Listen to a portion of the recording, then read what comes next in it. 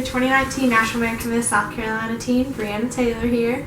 My friend Miranda started this amazing challenge with NAM, and it's where you read a children's book while in your princess attire to other little princesses and princes. So I thought that I would start this challenge with SpongeBob Stop the Presses. And as you can see here, I'm in my pajamas. I have my good friend Minty right here. And then on top of that, I have my Flash socks to match my superhero attire. And I just want to say a quick shout out to my sister Queen Brianna, who actually got to star in the television show The Flash. You should definitely go check her out. She is amazing. I love her. You can see her page at the NAM SC Preteen. Love her. But anyway, let's just jump right into it and start reading SpongeBob Stop the Presses.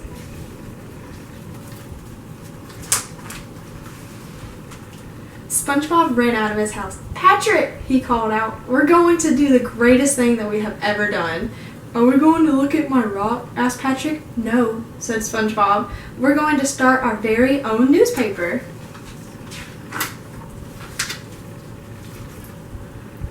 "What's a newspaper?" asked Patrick. "It's a piece of paper with information and stories and events," SpongeBob explained. "We'll write the article and take pictures." "Okay, but I get to put my name in it," said Patrick. "How about news made up by SpongeBob and Patrick?" "Here's a camera," said SpongeBob. "Go all over Bikini Bottom and take pictures of amazing things." "Gotcha," said Patrick. "What are you going to do?" SpongeBob smiled. "I'm going to interview one of the most fascinating subjects in town."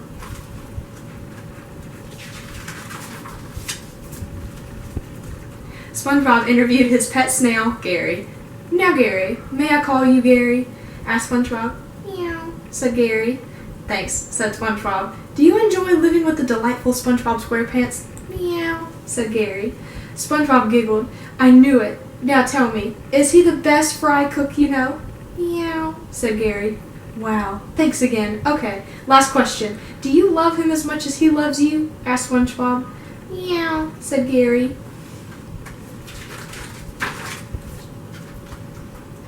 Patrick ran off to take pictures. Suddenly he saw his rock. "Wow, look at this amazing rock," he cried. "I've got to take a picture of this. I've never seen anything like this. Say cheese, please." The next morning, SpongeBob and Patrick stood on a corner in the downtown Bikini Bottom, holding out copies of their newspaper. "Extra, extra, read all about it," shouted SpongeBob. "Gary comes clean and shocking interview," Patrick yelled.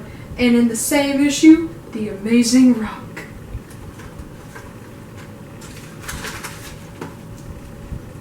But no one bought a newspaper. Everyone just walked by. "Why won't anyone buy our newspaper?" SpongeBob wondered aloud. "They must be rock haters," said Patrick. "Hey, Squidward," said SpongeBob. "I bet you came here to buy a copy of our brand new newspaper."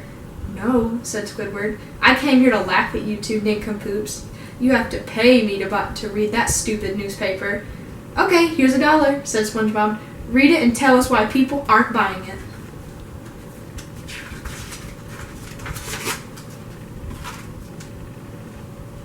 "Look, this is boring," said Squidward. "Who wants to read about a snail or look at a picture of a rock?" "But it's an amazing rock," said Patrick. Squidward shook his head. "People want to read juicy gossip and see embarrassing photos." "Of rocks?" asked Patrick. "Stop talking about rocks!" yelled Squidward. Patrick whispered something to SpongeBob. "He must be a rock hater too."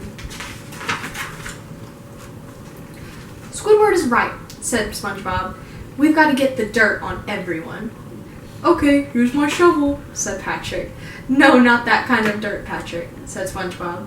"We have to find out everyone's deep, dark secrets."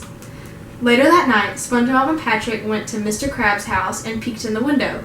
Mr. Krabs was putting dollar bills in little beds and kissing them goodnight. "Sleep tight, my little loved ones."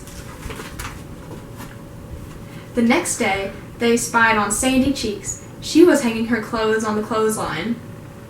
They spied on Plankton, who was singing love songs to his computer wife, Karen.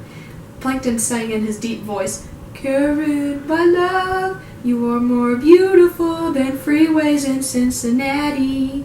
I love you almost as much as I would love to get the secret recipe to make a Krabby Patty." They even snuck into Squidward's bathroom and spied on him taking a bath and playing his clarinet. The next day, SpongeBob and Patrick were out selling their newspaper. Plankton sings corny love songs, Sandy Cheeks hangs clothes out to dry, Mr. Krabs kisses his money, Squidward takes baths with a clarinet, they shouted. Why are y'all sneaking around taking pictures of me? Sandy demanded. I only kiss money on Tuesday nights, cried Mr. Krabs. My songs aren't corny, Plankton said, complaining. They are masterpieces of love. This is an invasion of privacy, said Squidward, and you didn't even get my good side. If you can't print something nice, don't print anything at all, said Sandy. Mr. Krabs nodded. Aye, the lass is right. It was a mean thing to do, lads.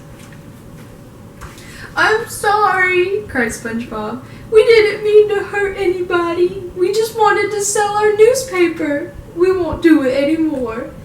We should have stuck with rocks, Patrick said, sobbing. We're getting out of the newspaper business, Patrick, said SpongeBob. But what are we going to do with all these newspapers? Patrick asked. SpongeBob snapped his fingers. Don't worry, I got a great idea. Paper hats here, shouted SpongeBob. Come get your paper hats. Hats for sale, yelled Patrick. Perfect for wearing while you're looking at rocks. SpongeBob laughed. Patrick, I think this is the beginning of a very successful business.